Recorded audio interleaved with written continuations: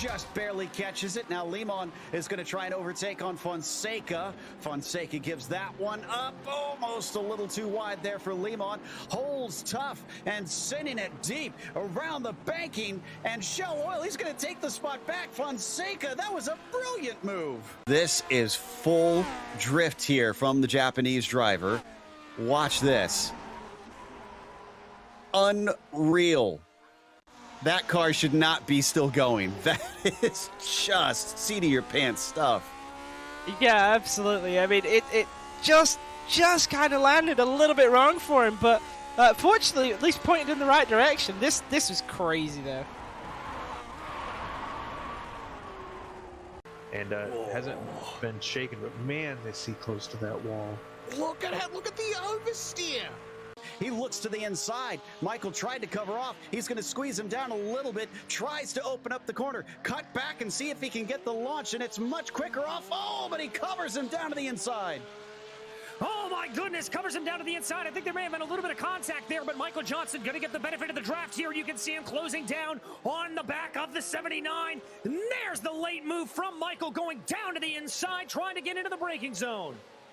The red mist is up for these two, and down into the braking. Can Johnson get it done? Yes, he does.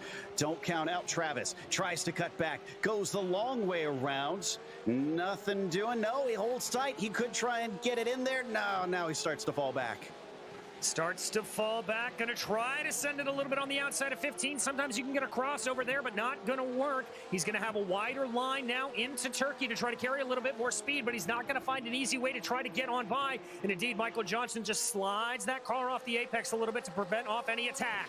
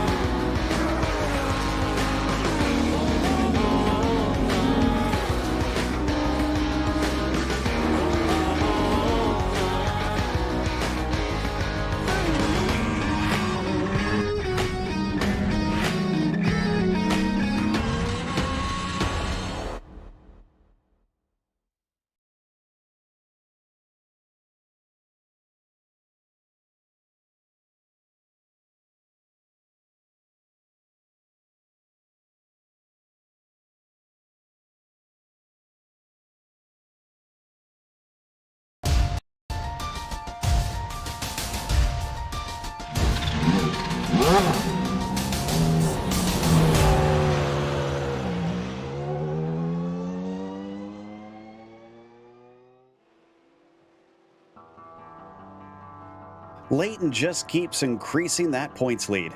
After 9 races, an astonishing 3 have not been won by Tom, and one of them he wasn't even there to attend. Clearly, the target has become firmly affixed to his back, but will any of his rivals manage to find the speed to chase him down? Let's see if VIR offers the chance to do so as we get ready to watch round 10 of the Porsche Owners Club Series, and you'll see it all live here on the Global SimRacing Channel. Hi, I'm Joe Peak, and with me in the booth is DJ Clark. Behind the scenes is our director, Zach Johnson, and he's using cameras provided by Dougie Beard. Virginia International Raceway is a rare case in the world of racing. A phoenix from the ashes, it was brought back from the dead and now thrives in the modern day. Let's take a closer look at it with our track guide.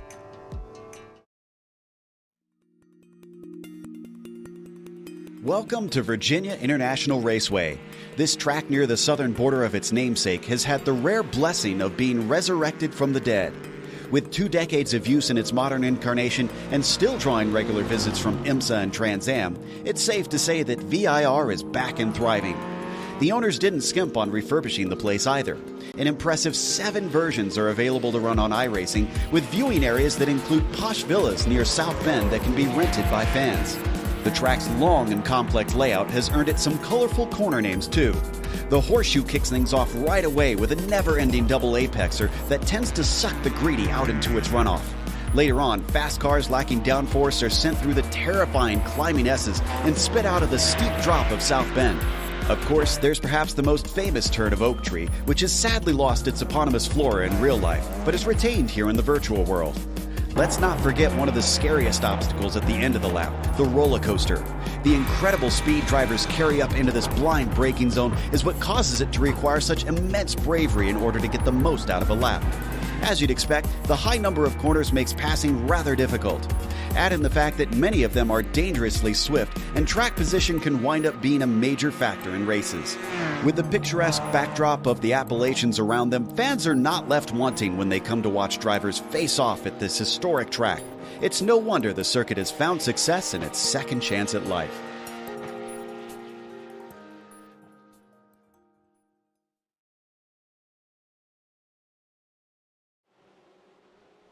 Well, DJ, this is one difficult track. It's been times called a mini green hell in comparison to the Nürburgring, and that should tell you everything you need to know about that.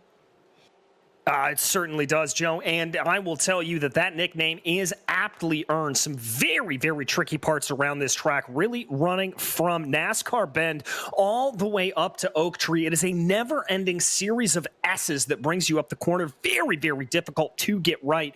Watch for drivers having particular problems going into NASCAR Bend and through South Bend. South Bend in particular going to be a corner, I think, where you're going to see a lot of action going off here today. Oak Tree, also a pretty difficult corner, very easy to lock up the left front tire. Now, there are two good overtaking opportunities onto this track. That is going down the main straightaway and into Horseshoe, that sort of double apex right-hander there at the end of the front straightaway, and then as well as going into Roller Coaster at the end of the long straight back straightaway. The only problem with going into Roller Coaster is that you've got to really get that move done before you enter the braking zone of the corner, because it narrows up very, very quickly and can present some real challenges.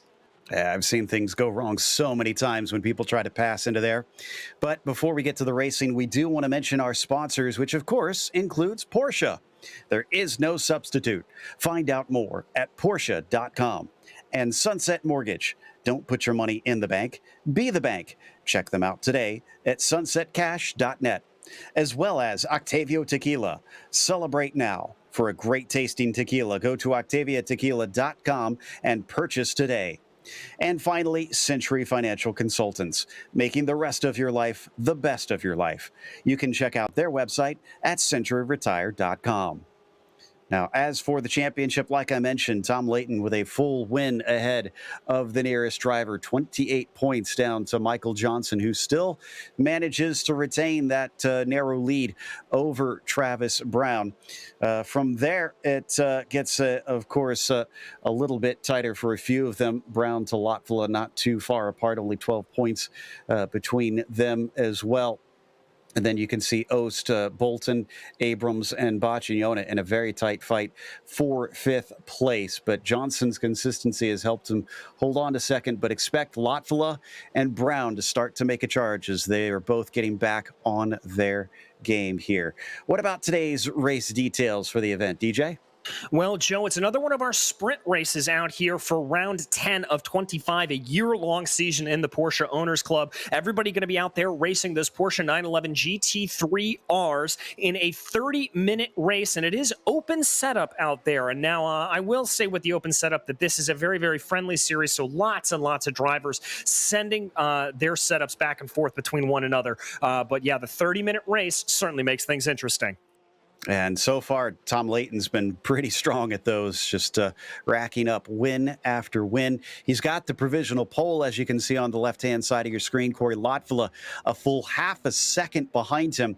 It's been close between himself and Michael Johnson, but Michael's been in the pits for the last few moments. I'm not sure if he's content with his third place, since he will be starting on the inside down into the first corner. Maybe that's where he wants to be. Last week, though, we saw the return of BJ Fulton, and that actually is a bigger story than maybe we understood it was, because he had a great battle with Michael and wound up not winning it. He still finished third, so a handy podium, but the reason that BJ hasn't been around is because he actually suffered a pretty serious accident in real life with his car at Laguna Seca. 75G when he hit the wall, apparently. Had extensive injuries. Thankfully, from what he tells us, none of them appear to be permanent, and so he is on his way to healing. He unfortunately won't be able to get back into his real car for some time, and sim racing has had to become his sort of stand-in for that, and seems to be taking to it well, starting off with a podium upon his return, but only 7th in qualifying here today, as this looks to be a tough one for him.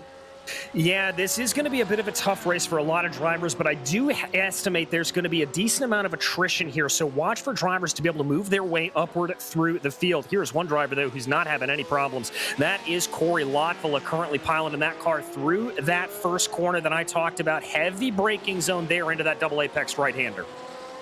We do have a few drivers returning, and I saw a few new names showing up as well. It's a pretty big field out here today. 26 drivers that are looking to be competing, as Lockfield having a bit of problems getting the car back onto the track. Eventually he finds it there through left hook.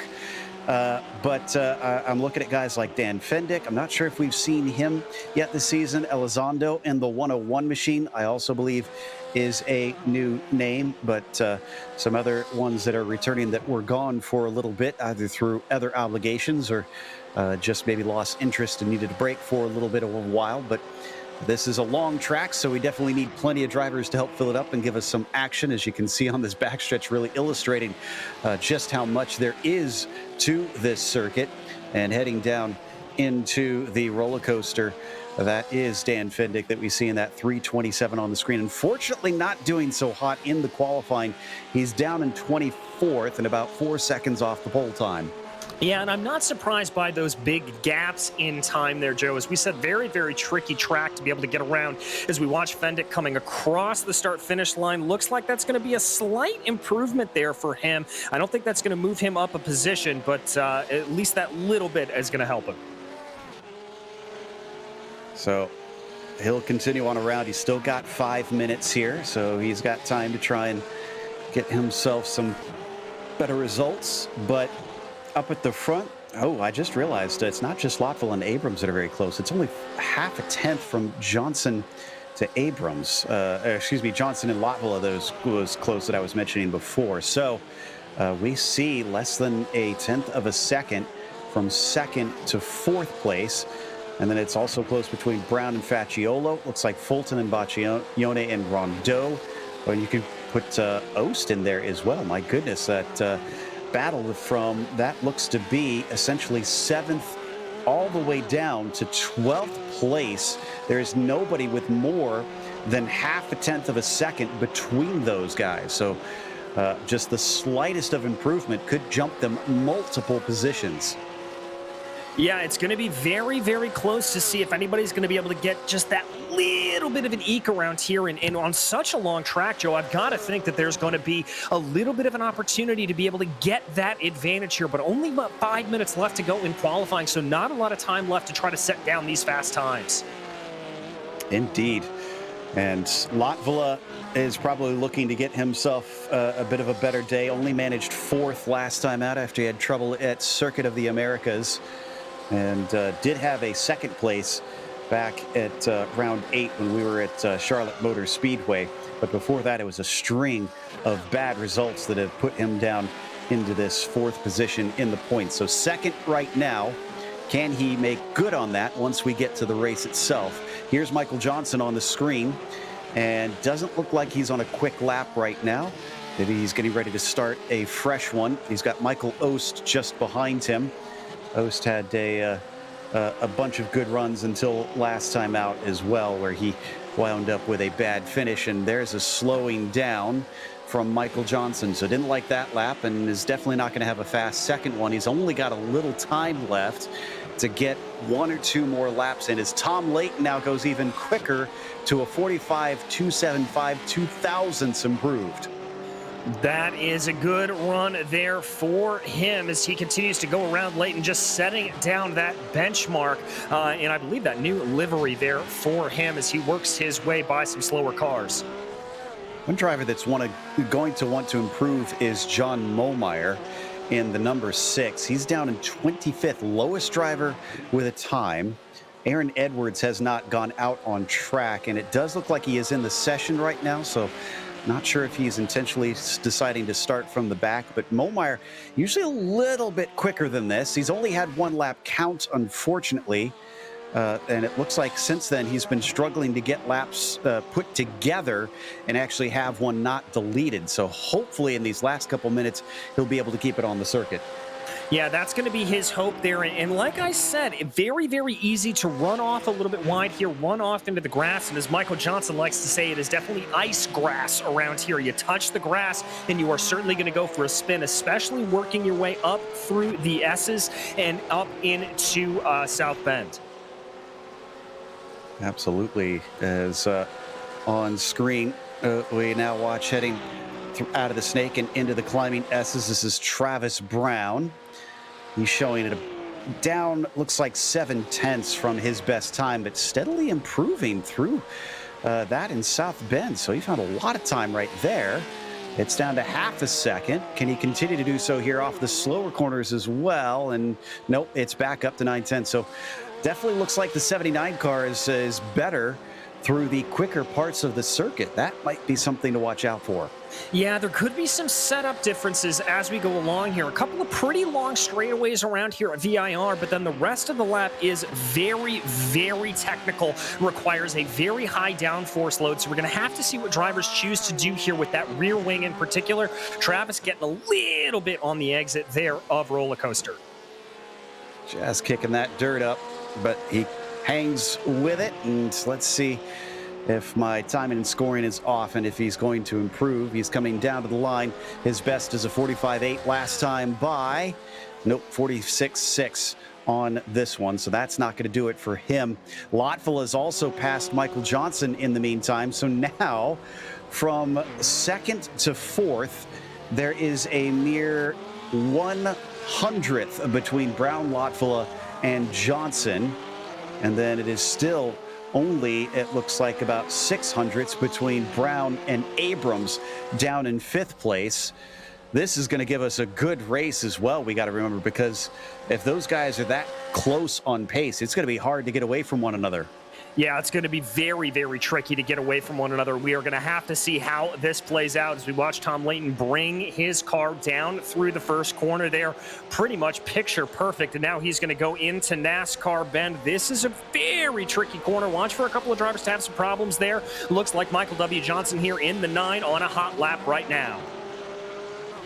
So he's going for it once again, but we're getting down to the last of this qualifying session. And I think Matthew Sepek is going to be the first driver to take the checkered flag unless he can get there in time. It's going to be mighty close. And no, he is not going to be able to reach that in time. 5 seconds left. There is just too much straightaway for him to get there.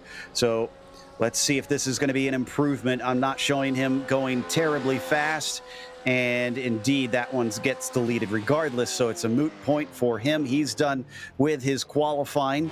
Next one across, going to be Tom Layton with Michael Johnson following. Wonder if he's trying to pull a little bit of a toe off of him.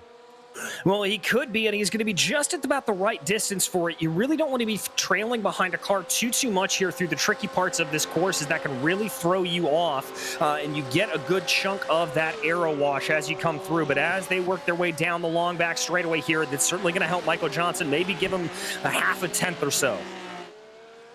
He's going to need it because it doesn't look like he is improving on my side. Tom Layton now doesn't need to improve, most likely, unless Michael really pulls the stalker out. And yep, he is going. Well, I thought he was going to practice his pit entry, and if he did, he needs it because that was certainly not the best of them. As Johnson crosses the line, 45.8 is not going to do it. He actually was 100th off of his best time. That was mighty close, but just not enough for it. That's our grid set here for this evening, and should be a fun one for round 10 of this long season, with Tom Layton once again taking the pole position as he's done multiple times this season. Travis Brown will start next to him, hoping that maybe he can not only have a good start this time compared to Coda, but manage to challenge on Tom Layton. Corey Lockfield will start from third, as Michael Johnson will be in P4. You've got Jacob Abrams with an excellent qualifying in the 5th position. position, and Nick Facciolo will start from 6th. Sam Mayorga will start 7th today. You've got Michael Ost in P8. BJ Fulton doesn't seem to have this one figured out yet. He's going to have to start from 9th place, and Doug Baccignone will round out your top 10. It's going to be Mark Rondeau starting off in 11th, followed by Jad Duncan, with Michael Bolton and Matthew Sipek behind them. Andrew Becker will line up 15th, followed by Russell Elizondo, with Jeffrey Shulam and Michael Robon in row 9. Mehmet Karasay will be 19th, and Mark Bray rounds out your top 20. Ting Guan will be 21st. Sung Nguyen will be in 22nd. You've got Dan Fendick, newcomer, starting 23rd. Jim Slavic, 24th. And John Momar was not able to improve on that 151.2. He'll start from 25th with Aaron Edwards, it appears, on the back end of the field. So 26 cars we're expecting to line up here today. A nice full field at a classic circuit. Who can make the best of this? Johnson often talks about, DJ, that he's a better racer than a qualifier, and this was the home track for one of his teams for a long time. Does he have something tricky up his sleeve? Well, we will have to see what he does have up his sleeve. It's going to be an interesting way to go. A full pace lap here, so plenty of time to get these tires warmed up for all of the drivers and be able to settle in. That's something else that Michael Johnson likes to talk about, is really using that opening pace lap to sort of get yourself settled. Well, let's watch out for him. Let's watch out for Travis Brown and Corey Lotfula, starting there up towards the front in 2nd and 3rd, as they have been two of the others that are closest to try and challenge on Tom Layton. And they're going to need it here today, considering that gap in qualifying, over 0.5 of a second from Tom down to Travis. And just about have everybody gridded up here. Then we'll take off on that pace lap, much like we had back down in Texas as well. We're going to get a nice evening race with the sun going down. It's just about 7 p.m. virtual standard time here in Virginia. So we'll get some beautiful sights in the hills. And it's also going to continue to cool the track, as it's actually at a pretty good ideal temperature, 88 degrees Fahrenheit for our drivers. Yeah, just about in that Goldilocks zone that we like to talk about. And that wind going to help out here a little bit, particularly down the back straightaway. That's going to be a headwind that they're driving into as they go. And I think that's going to help out the draft a little bit. We may see some more passes going down into roller coaster as a result of that. Wonder if we're going to get round 2 between Johnson and Brown, as they had a bit of a battle for position back at Coda until Brown fell off a little bit. And that is significant because they are fighting for 2nd in the points championship as well. So they have big impetus to try and finish ahead of one another. And Travis is trying to catch up on those points. But BJ Fulton finished with his best finish of the season, despite being on a physical recovery from injury, with a 4th place. He's going to have to do some hard work to do the same here today.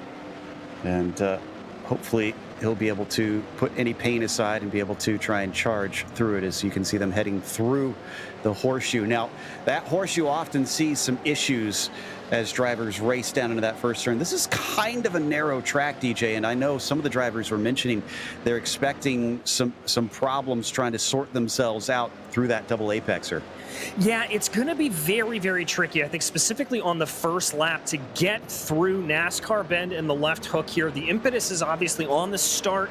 On a track like VIR that it is a little bit harder to make a pass on, you're really going to want to try to push yourself forward, try to get a little up and go, but you've got to just be calm. Like I said, I think this is really going to come down to a war of attrition here. Trying to force the drivers around you into a mistake is going to be your best way to get a pass done.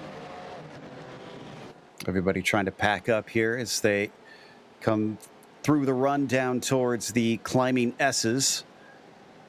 And that is most likely going to be pretty single file. I have seen some side-by-side battling through there before. It's rare, often doesn't go well, but there have been a few brave ones for some drivers over the years. But in general, it's so quick through there, and you can't quite see it from this angle. But there is no gravel trap off to the side between themselves and the barrier, and none here either coming out of South Bend. We also heard drivers mentioning that corner is probably going to gobble up a lot of drivers. Yeah, that is going to be one that is very, very tricky. It's such a fast sweeper. And then another one here coming up through Oak Tree. You kind of look at it at the map and you go, well, it's going to be a pretty simple double apex right-handed hairpin as you go through it. But the truth is you're carrying so much speed into the first part of that corner that it's so easy to lock up that left front tire. And we could see a couple of drivers going a little bit wide. Yeah, well, and it's uphill and it's blind at the apex. So, yeah, there is so much to it. That is difficult, and you can still at least see the eponymous oak tree that it's named after, as it's unfortunately no longer there in real life. They have replanted a sapling on the outside of the track from that tree, and it's now growing once again, so that we can hopefully see its namesake return, but certainly won't be as iconic as it used to be on the inside of that corner. Getting a little bit of cloud cover here, and because it's so late in the day, that's making it rather dark out. Yeah, very, very dark, and that's not going to affect drivers' visibility too much, I think, but it's just going to be a little bit of that thing to kind of throw you off a little bit. Here we go, one more corner, and then it's off to the races here for 30 minutes in round 10 of the Porsche Owners Club Series. As they accelerate off of there, the Porsche pace car will release them. Leighton will have to wait for the green flag, so he can only go when Barney gives him the go. And he's holding him for a long time. There it is. Green flag is out, and they are on their way. It looks like Brown did not get as good of a jump as maybe he hoped. Almost some contact between Johnson and Lockfield. Lockfield looking to the inside as Brown trying to go around the outside, and it looks like neither of them able to get past that second place driver. They're going to slot back almost to where they were. Almost contact as well between Johnson and Lockfield. They get through it. Now breaking in a NASCAR bend. This is a tricky one. Somebody off for a brief moment. That was Boccignoni. He holds onto the car, but just barely. Not seeing any major issues. Everybody's out of there.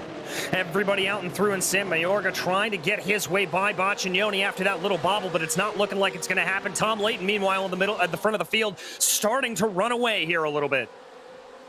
This is exactly what Leighton wants. He wants those guys to start fighting amongst each other, give himself that handy gap yet again. But Travis Brown is sitting well currently. He wants that second place off of Michael Johnson, and a second place on track will certainly do it in front of the Texas driver coming onto the back stretch. Lockfield sandwiched between them, looking to get a launch, doesn't quite get it. In fact, it looks like Johnson might get a good tow here. Yeah, I think he just might. He's certainly going to try to have a little bit of a look here on Corey Lockfield if he can. Again, though, coming down into this braking zone, you've got to get that move done before you really head into it. And that's exactly what Michael W. Johnson is thinking. He is not going to be making the move. Nobody really close enough, it seems, right now to try and have an attack into the roller coaster. I'm seeing a lot of single file into there. So it appears, even though it's a sprint race, there is some patience being shown. And I wonder if maybe there's a few, because of the difficulty of this track here, DJ, that are just backing it off a little bit, running 99% instead of full tilt. Well, I've got to say, I think that's a pretty good strategy to run, although we've got a little bit of side-by-side here in the back. That's Ost and Facciolo going at it. They are going to be side-by-side through the right-hander. Ost is on the outside, but it switches back now that they come into the kink, heading towards NASCAR Bend, and he is through. Nice job by the 73. That was a clever little pass from him, and that already puts Facciolo under threat from BJ Fulton, who is now right on his bumper. Yes, he is. BJ trying to get something done there, but as we said, coming out of left hook there are not a lot of overtaking opportunities. He's just going to have to apply pressure here. If you're very aggressive, you can maybe get a move done into Oak Tree, but I think his best opportunity is going to try to square up that corner, get the best run he can out, and get it down into roller coaster. Said if BJ wanted another good finish here today, as we got a problem at the back. That's John Momeyer, who doesn't seem to jive well with this track, as he's had a bad qualifying and now has already had a spin on only lap 2. Looks like he's going to be able to get it back and rolling. Oh, yeah, and I was just about to say we might want to go to second place because look at Lockfield on Travis Brown. He's certainly got a run here. He's not going to be close enough to make the move down into roller coaster, but he's going to certainly put some pressure on Travis Brown as they fly their way up the hill. Just a little bit of a poke to the inside before returning back to the racing line. I like that move there from Corey Lockfield. Back down out of the roller coaster into Hogpen, one of the lower parts of the circuit. It dips down, compresses, and then they need to climb back up towards the front stretch and across the start-finish line. Just not close enough this time.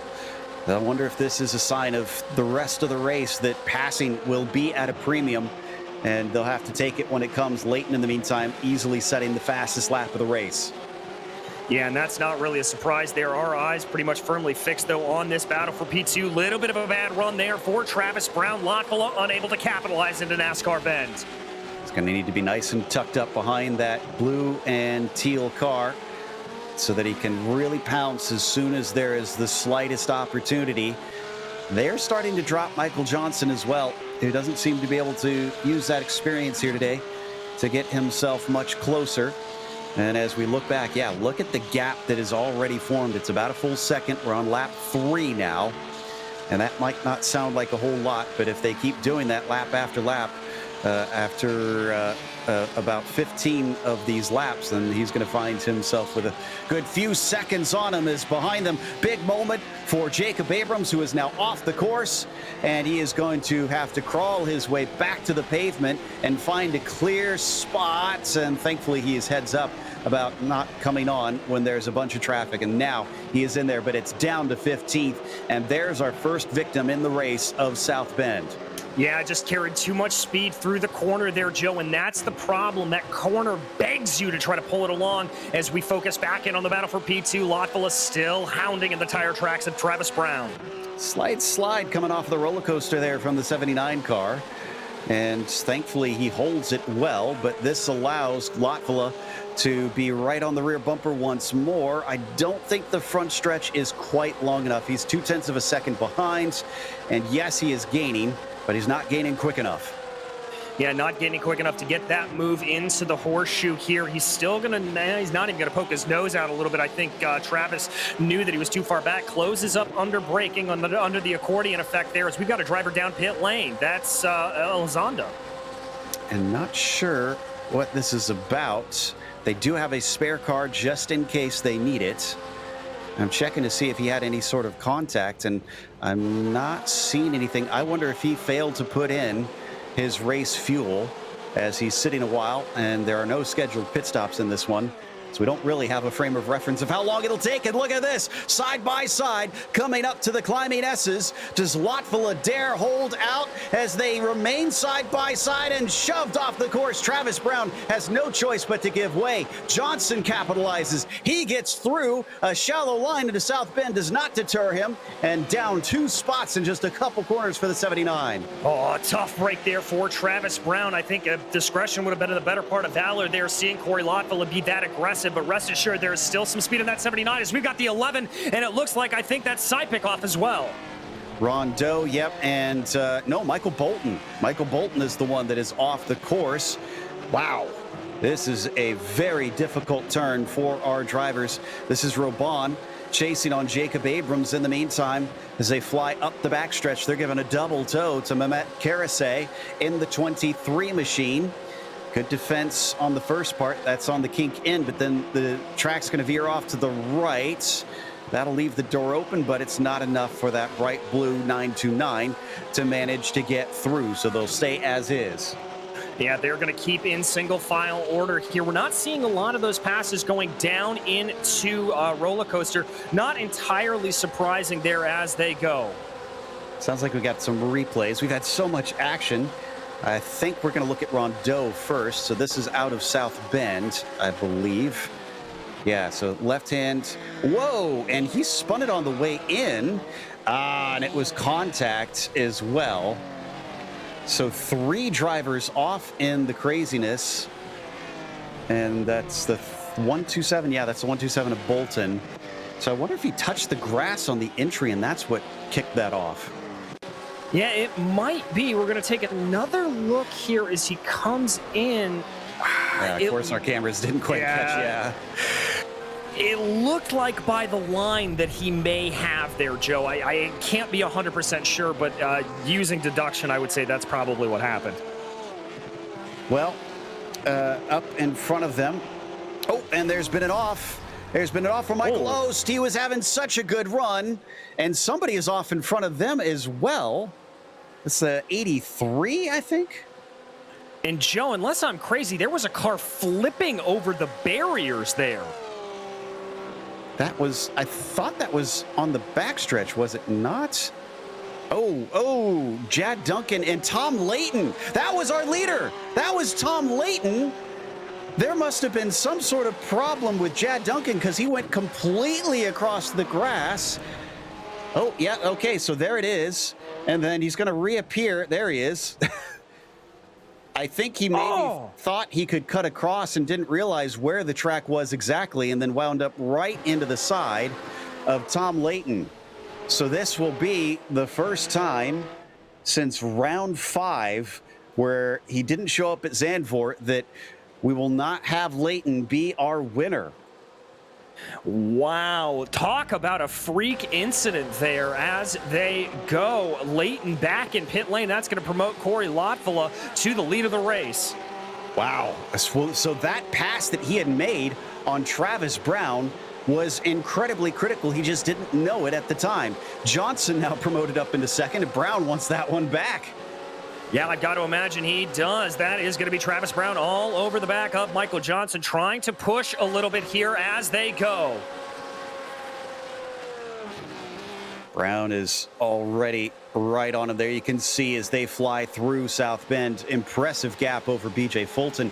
How about BJ, though? Up 5 positions. He and Doug Baccignone definitely taking advantage of multiple cars going off there in the same lap and just scooping them up as we come down the backstretch now.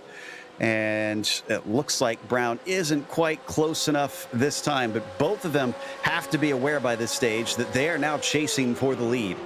Yeah, I think they both will be aware that, little bit of a look there for Travis Brown, trying to scare Michael W. Johnson off the line if he could. And look how much Brown is able to close up under braking. That's good news for the 79. Can he make good on that into the braking of the first corner into Horseshoe as they accelerate onto the front stretch? Doesn't look like he got the greatest of runs.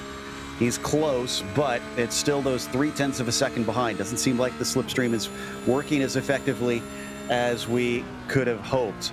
Layton has, after having his big moment, taken his spare car and gotten back out on track. He's down in 2030, still on the lead lap, amazingly. Not by a lot, though. I imagine he's going to be able to start to pull slightly away from Lockfield based on the pace we saw before, but it's basically going to be damage limitation for the 97 from here on out. Yeah, I have to agree with you there. He may be able to pick his way through a couple of cars up ahead of him, especially if attrition continues to be a little bit of a factor here today. But we got to keep focusing in on this battle for what is now P2 with Michael W. Johnson and Travis Brown. A very, very close battle. Just continuing to fill the mirrors of that yellow and blue number 9 machine. It's not only this one that's close, though, with a car that had a mistake and gave up positions. Michael Ost has collected himself, and he's now trying to fight back on Mayorga. And whoop, as he puts 2 wheels off coming through South Bend. That's not going to help you out, but he didn't lose the car. That was where he lost it last time. We saw him off at Oak Tree Bend.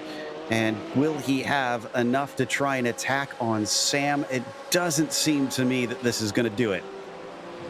No, I don't think that's going to be close enough. Again, you have got to be right up behind the bumper coming out of Oak Tree to really make that pass work. And it looks like the 7th place car of Ost there just not going to be able to get it done on Mayorga. Don't need to go to it, but we had a problem for Dan Fendick. And we got somebody else. Who is this? Is that Slavic? Yeah, that's Slavic, who's going to fall down to 20th, but it looks like the car is okay. Must have had just a self-spin coming into Oak Tree Bend. So Ooh, and this is closer. This is much closer. In fact, whoa, sending it deep. He's not going to get the car woed up. He is off into the grass. And there goes Travis Brown back into third. Is Fulton going to be able to go by as well? Oh, and an accident behind them as well. Getting into Doug Baccignone. Michael Ost, overly ambitious. Somehow he had made the pass. Oh, well, he made the pass on Sammy Orga because that's the second driver in a row that outbraked himself going too hot into the horseshoe. So back-to-back, people just putting a little bit too much faith in the brakes of these GT3 Porsches. Yeah, and that's a little bit to be expected, to be honest, as they go. You've got to be careful here in these Porsches. They do not slow down nearly as quickly as you think they do. Okay, then. BJ Fulton returned with a podium, a third place back in Texas. And here in Virginia, he's in third place again, up 6 positions. This has been a race of attrition now at this stage. Keep it on the black stuff. Watch out for your rivals. And maybe you could net yourself a handy haul of points. There's BJ right there in third. 5.8 seconds behind Michael Johnson, who is himself a second behind Corey Lockfield as well. But now Michael can focus forward. No more having to watch out for what's going on behind him. Can he pick up the pace because of that? That's going to be the question here. If he doesn't have that pressure from behind, he's still got half of this race distance to go. It's only a second, so he's got plenty of time to try to close it down a little bit. Now, looking at the track map here, I don't think they're going to have a lot of pressure in the form of lap traffic, so he's going to have to do this on his own. And if he wants to take the win off of Lockfield, oh man, he is going to have to fight hard. Amazingly, Corey has not won yet this season. Michael has. So this is one that Corey is probably pretty eager for, and he's trying to get a championship run back in order to catch up to Leighton. Obviously, the drop rounds will help Tom a little bit, as this will be the second 0. Well, no, actually a 1, I believe. Nope, because he won't DNF on this one. He carried on. As long as he keeps racing, he should have 2 points then, I think, Tom Leighton, on this, as we've had another off for Rondeau. I think this was out of Hogpen. Yeah, I think it was as well. Lots of drivers getting caught out here, and we're only halfway down in this race. That gap, by the way, between Lockfield and Michael Johnson starting to grow up to about a second and a half. Yeah, Corey covering him off now. Not feeling all that concerned, it appears, as he's able to turn up the wick and mitigate the gap. By the way, Leighton's up to 21st now. So continuing to pick them up. I believe 10th place is the first one that goes above 2 points. Otherwise, from there on down, it's just 2 points until you get to a DNF, which is just a single point in this series. So Tom's got a lot of work to do to get to 10th. In fact, he's got roughly a minute and some change to catch up to Doug Baccignone in front of him. Not impossible in 13 minutes with the pace he's got, but he'll have to really boogie. Meanwhile, whoa! That's BJ Fulton, who is not racing with John Momeyer. That is a lapped car, and that would have been really gutting if he had gotten collected in that, but he is safely through, still in third. Yes, he is. It looks like we've got another driver around there. That is the 23, of Mehmet Karasay. Yeah, so that's another one down through the roller coaster, which I'm surprised we haven't seen more issues with. I've seen so many professionals and very skilled drivers go off there over the years that it's a bit shocking that that's, I think, the first one we've had really go off at that part of the circuit. Speaking of going off, and the more dust being kicked up by Momeyer, who's having trouble allowing our lead cars by. That's Travis Brown on Mayorga. Last time Brown tried that, and yeah, I was going to say, that didn't go so well last time for you, Travis. Might not want to do that again, and he did not. Yeah, not exactly. As we continue to watch, trying to see if he can go. Working and pushing here. Little bit of a wiggle up in front of him. That may be a little bit of a chance for an overtake. So still on it And great job for Travis after that off to only fall as far as he did and be able to potentially get back up to fourth. Fulton's a little ways up the road, but could be under threat depending on the pace if he can get by on Sam. But Mayorga is holding tough and doesn't let him by through the roller coaster. Ost just got by Beckner for 6th place. What an adventure of a race it's been for Ost so far. Multiple off tracks, and there he just managed to put a lap on Momire as well. Yeah, very much so. So Momire definitely falling back through the field here, and he's going to be a little bit of a cork in the bottle, I think, for some of these drivers as they go. Oops, side by side here. There's that move from Fulton. So Travis Brown on Sam Mayorga coming up into NASCAR Bend, and he's already ahead. There's one down. 3.7 seconds to go to catch up to BJ Fulton. Can he manage that? They were dropping BJ a little bit earlier. He's still got 11 minutes left to go, but we're almost 2/3 into this race. Yes, we are getting closer and closer to that 10-minute mark. Look at the gap there that Brown has already been able to pull ahead as he's been able to get by Sam Mayorga, already starting to extend it. So we'll watch that gap. Also, Lockfield over Johnson holding it about 1.3 seconds. So that's not grown extensively, but still Corey is just managing it each and every lap, trying to finally claim that first win of the season, using the circumstances to his advantage. This on your screen is Travis Brown, and leaving Mayorga in the dust very quickly in that white and teal number 183 behind him. Who is our hardest charger with all the craziness that's been going on? I think we got a tie between Beckner, up 8 positions in 7th, and then Jim Slavic up 8 positions from 24th up to 16th. So definitely a few that have been able to use this quite well. Slavic could have been even higher up, because remember, through this corner a few laps ago, he was facing sideways. Yeah, indeed, and that obviously is going to throw him off a little bit, and it's not going to be the best thing for him. But Slavic still putting in a good race. I've got to say, even with that spin, very impressive that he was able to get up as far as he is. We are in a bit of a holding pattern right now, trying to see who can do what. Last lap between Brown and Fulton, and that, I believe, included the pass for Brown. It's 146.8 for Brown, 148.0 for Fulton. Holy cow. It is much, much faster for the 79, but he spins. He spins coming out of the snake, and he's in a horrible spot. Oh, no, and he gets plowed into, not able to stop in time. They're trying to get out of the way. That was Ost for the 3rd time this race. Major damage on Travis Brown. Well, there goes his hopes for a good finish, as if that car is not holding speed, he is going to have to come in and take that spare car. Ost has to take a tow as Brown eventually gets going at 11th spot. Oh, Travis Brown's day just going from bad to worse. Thankfully here, the damage on the front of that car, remember, these are rear engine, rear wheel drive Porsches, so it's not going to be any damage to the engine. It's just going to be damage to the aerodynamics, but that car looks very, very slidey.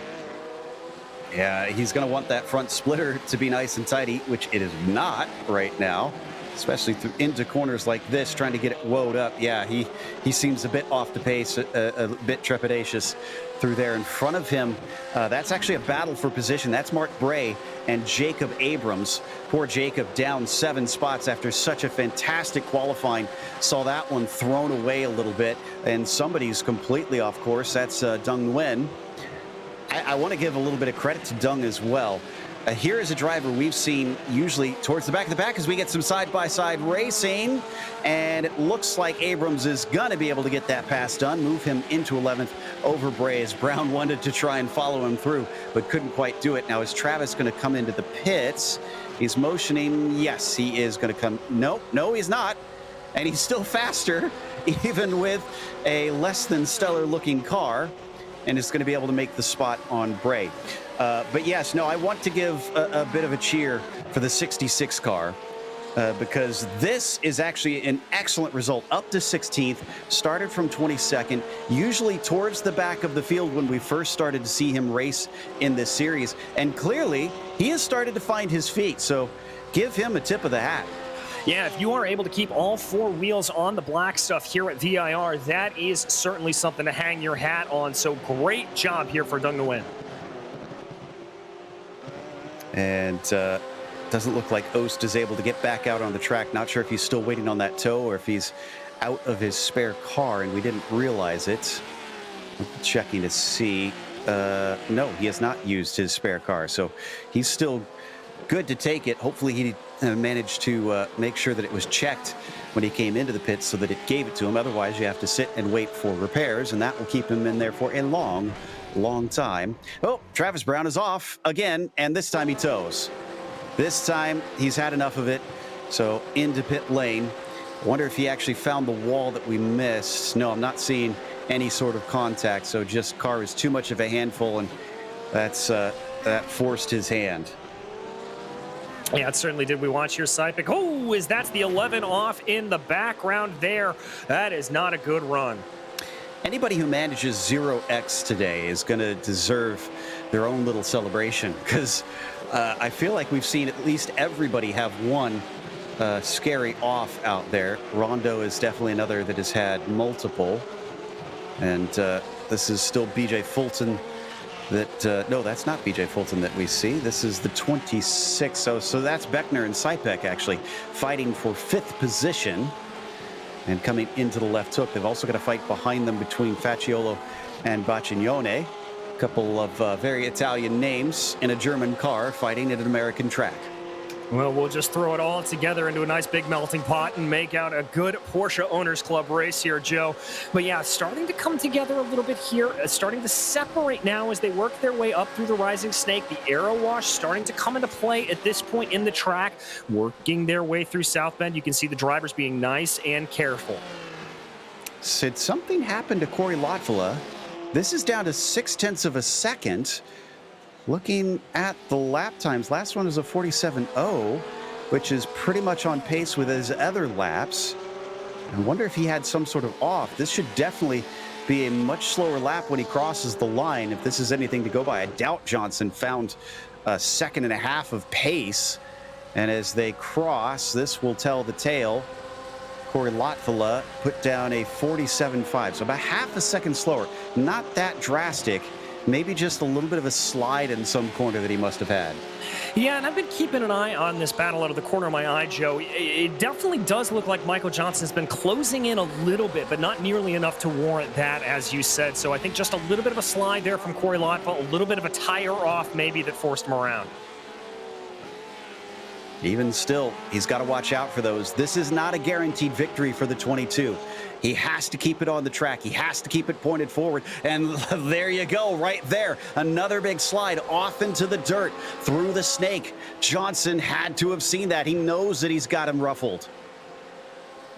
Yeah, I think he does, but the gap's starting to expand again a little bit more, around a 1.5 seconds again, despite that off. Corey Lotfula getting some really great speed. So this has gotten fascinating. It's fallen into the lap of the 22 car, but he is showing a few signs of weakness while Michael Johnson just plugs away, doing his best to keep him under threat, making sure that he can pick up the pieces of Corey after Corey did so for Tom. And coming down the backstretch, back down to 1.3 seconds. I believe it'll be 2 to go at the line as they cross.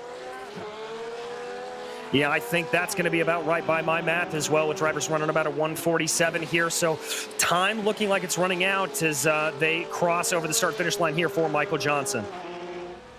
Yep, can confirm. This is 2 to go now. And Corey Lotfula knows that he just has to hold it together for a little bit longer. He has to keep pace as well. There's not enough margin that he could maybe ease this up, or else you have to imagine that Johnson is going to pounce on it. So as they carry on through the horseshoe, we've lost 3 cars so far, it appears. Might make that 4 because Momire just went off track. He's going to be able to get back on, it looks like, as he's eventually going to back it around. We've lost Duncan, Oost, and Brown. So 22 of the cars still rolling. This time, a little bit safer through the snake for Corey Lottfila, and that appears to be a stronger portion for him, because even last time with an off, he pulled away, and this time it's back up to 1.5 seconds again. Yeah, it is. It looks like Corey just had a little bit of a kerfuffle of a lap there, just didn't exactly get it right, and now he's able to pull it back out again. Up into Oak Tree. Just keeping within the margins, gets it down nicely to the curb on the inside and accelerates away up the backstretch. 1.4 seconds back to Johnson. And if both of them get involved, we can't forget BJ Fulton, 11 seconds back. Could he come out with a surprise win potentially? Don't count on anything here today, because it's not going to be over until the checkered flag is handed out. As they come through the roller coaster, 1 to go will be given to Corey Lottfila. The white flag getting prepared by Barney. And Corey, so close to getting his first win of the season here. Can he do it? We will have to see. He's only got one more lap and about a second and a half of an advantage. He just needs to bring this thing home. One more trip around VIR. Still managed to hold similar pace to Johnson that time by. In fact, about a tenth quicker around. Johnson looking a little wide coming through the horseshoe. Wonder if he's pushing too hard just to try and hold on to the back of him to try and keep that pressure up. He doesn't want to throw it away, though. Johnson has had, let's see, 2 second places, 3 second places so far this season, and a single third, so multiple podiums for him. Why throw away a good one right here? Still able to collect valuable points towards the championship, and especially against Tom Layton, who is only going to get 2 points today. He's managed to get to 19th, and at best will be able to overtake a couple more cars and get up to 17th position. The very tricky braking down into Oak Tree, navigated successfully. Now onto the backstretch. All he has to do is hit the roller coaster and hog tree right, and this is Lottfila's win. Yes, it is, but these are very tricky corners, Joe. He can't exactly take it easy. He's got to keep pushing there if he can. All right, here he comes up the hill into the braking zone, going through roller coaster. Looks like he's got the entry right. Down the hill. All he has to do is be good through Hogpen, which is a trickier corner than you'd think. Curved braking down into here and then switching directions before it comes off onto the main straight. Corey Lottfila has done it. Corey Lottfila is your winner here in round 10 for the Porsche Owners Club Series. Coming behind him is going to be Michael Johnson, able to hold on to that second place position. And following behind, despite the injuries, as we have talked about earlier in this broadcast, is going to be the 423 of BJ Fulton. Back-to-back third places after quite a long ways away from the virtual track. That is impressive stuff. What is he going to do when he's back to 100% here? Looks like a good top 5 for Andrew Beckner, up 10 positions. But he is going to be beat to that by Jim Slavic, who is going to be up 11 in 13th. One of the later cars left on the lead lap here as you see him heading towards the roller coaster now. Yeah, again, a great run here for Jim. And remember, this is all done with the spin that he had earlier on. He's still able to work his way up into 13th. So a great run here for Jim Slavic in the 58. Yeah, we could have seen maybe an 11th or 12th out of him as they were ways ahead. So not too many positions that would have been different. As he crosses the line, that's going to take us to a quick break. You can see Tom Layton only going to finish 17th here today. We'll come back with the unofficial results as well as driver interviews. Stick around because we'll want to hear what the guys have to say for this one. This is the world's premier online racing simulation. iRacing puts you in the driver's seat from your home computer with the most realistic online motorsports experience you'll find anywhere. Race virtually in the world's biggest events with officially licensed series, cars, and tracks. From the high banks of Daytona to the blistering speeds of Indianapolis, the dirt of Eldora to the world's most legendary road courses. It's all here, and with more than 180,000 people just like you already driving, you'll always have someone to race. Ready to get behind the wheel? Sign up at iRacing.com to get started.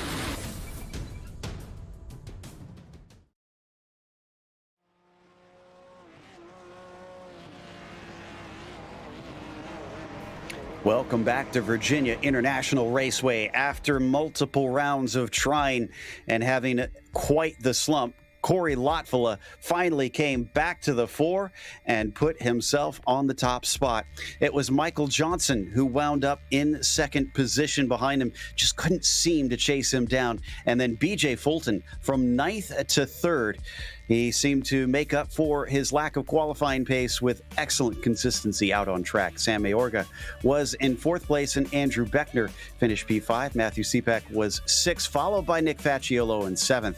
You've got Doug Boccignone, P8 today. Michael Bolton was 9th and Michael Robon gaining 8 spots to get himself into 10th.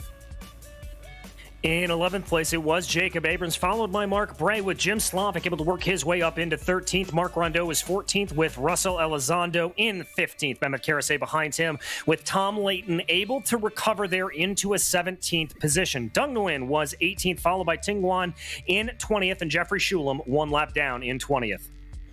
21st went to Dan Fendick as John Momire was 22nd, and then it was Travis Brown in 23rd. From here, it is just DNFs to the finish, as this track certainly did eat up a lot of cars here today, but it couldn't best Corey Lottfula, who managed to pick up the win today.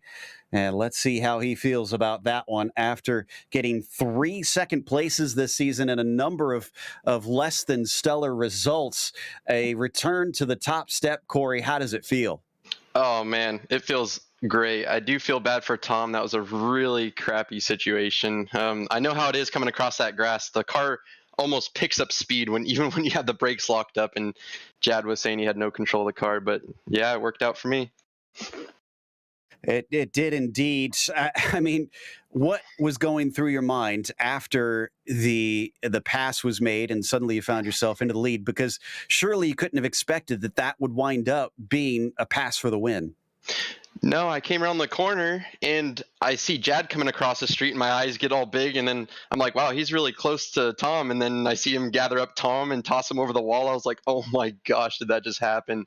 But I was just trying to stay consistent, and Johnson definitely kept me on my A game. I'd make a little bit of a mistake and he would reel me in, and the biggest thing was not to let him get my draft, and I was able to hold him off. From around 4 to 7, you just couldn't seem to get things together. But now you've had a second, a fourth, and a win. Do you feel like you've got the groove back? Yeah, I've been feeling pretty good. It's usually just little stuff that gets messed up, or like the last race I got hit in the first corner. That was not fun. And it's my buddy Travis, and we're all good. But yeah, feels good to be back up here. Well, we head off to Montreal. Do you fancy your chances to go back-to-back when we get to Canada? Oh, I would love to do it. I'm going to definitely be practicing as much as I can and try to get it done. Well, congratulations, Corey, and hopefully we'll get to chat to you in 2 weeks' time. Thanks. I'd just like to thank Schmidt Racing, friends and family, my sister, my parents, they're awesome, the POC, and you guys for doing it. Thanks. That was our winner, Corey Lottfula. And now DJ's caught up with Michael Johnson, who just couldn't seem to hang. No, Michael, a close run there for first, but just not looking like you had the speed to close down on Corey today. Well, sure. I think I had the speed, but this was straight up pre-DRS F1. Every time I hit about 0.8 off of him, I couldn't, the wing wash was killing me. I just couldn't close it up any more than that. I knew I had a good run into Oak Tree. I had a really good run out of turn 1, and we were kind of even most other places, but then the wing wash would keep me from being able to push it quite as hard as I wanted to. Well, wing wash notwithstanding, I mean, are you satisfied here with the second place? Obviously, looking at the championship as a whole. Well, first, I feel really bad for Tom. I mean, that was, wow. He had the race in the bag, and that was, I mean, even that early on, he was class of the field, taken off. And yeah, he kind of got the the wrong end of the stick, we'll say, on that one. And I don't think anybody's really at fault there. It's just stuff that happens in racing here. And I feel kind of bad for Travis because he was absolutely kicking my butt yesterday. And I just got lucky that he missed the break point going into one. So that pretty much solidified second for me. And for the long term, I feel pretty good being in P2. Well, I've got to imagine you do. We head off to Montreal next. Obviously, you're very intimately familiar with VIR, but how do you feel about Circuit Gilles Villeneuve? I think it's a beautiful track there on the island. It's a gorgeous place to be. The cars are going to be interesting to set up.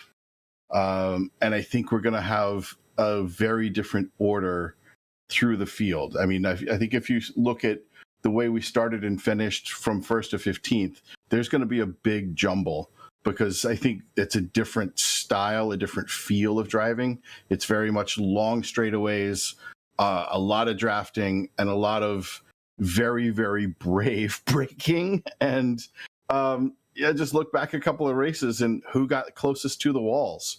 I think when you look at Champions Corner, who's going to get closest to the wall there every single lap? Who's going to get close to the walls through, 4, 5, 6, going through there and up under the bridge? Those are going to be the spots that really separate who does well at that track. So I'll be happy with anything personally, top 5 there. Well, when we get there, we wish you the best of luck. But as for today, anybody you'd like to thank? Of course, all the sponsors, POC for having me, you guys for doing a great broadcast, T-Mobile for Business, they helped me wonderfully, Truffle Shuffle, of course, Simply, and let's see who else. Just everybody on the car. Gijo from Sugar Studios LA. Thanks, Gijo. Glad we got to meet up the other week. And yeah, just everybody, Fix Vodka. You name it, if it's on the car, thank you. Well, thank you, Michael, and congratulations once again on a second place. Go ahead, Joe. Sorry, that'll take us to third here with BJ Fulton up from 9th as well. And let's start with before the race itself, BJ. Only 9th in qualifying, especially after the performance you put in at COTA. We're a bit surprised. Did you find this one a little bit hard to find the outright pace on?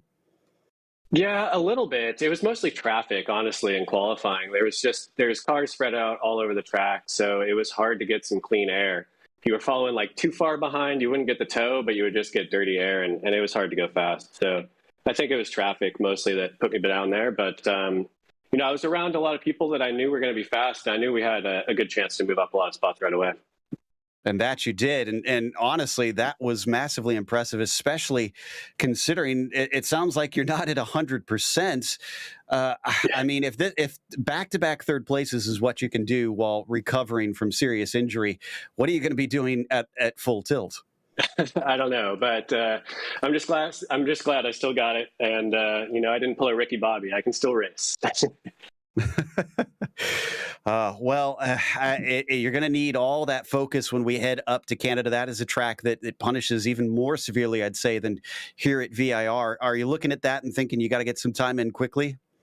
For sure. I got to do what I can there. I don't have any experience on that track, so I got to put some time in. It's hard for me to sit on the sim for a long time now, but, I'll do what I can. Well, again, congratulations. Also, thank you for sharing your story with us behind the scenes of what you've been going through. Is there anybody you want to thank for today's podium? Yeah, today, without question, has got to be my wife. I mean, the last few months, I don't know what I would have done without her. She sacrificed so much to take care of me and get me back on my feet. So thanks a lot, Amanda. Oh, great stuff there from BJ Fulton. Really inspiring story of what he's going through right now. And that's going to complete our podium here today as we wrap up, and also thank the sponsors for this series, which of course includes Porsche. There is no substitute. Find out more at Porsche.com. And Sunset Mortgage. Don't put your money in the bank, be the bank. Check them out today at sunsetcash.net.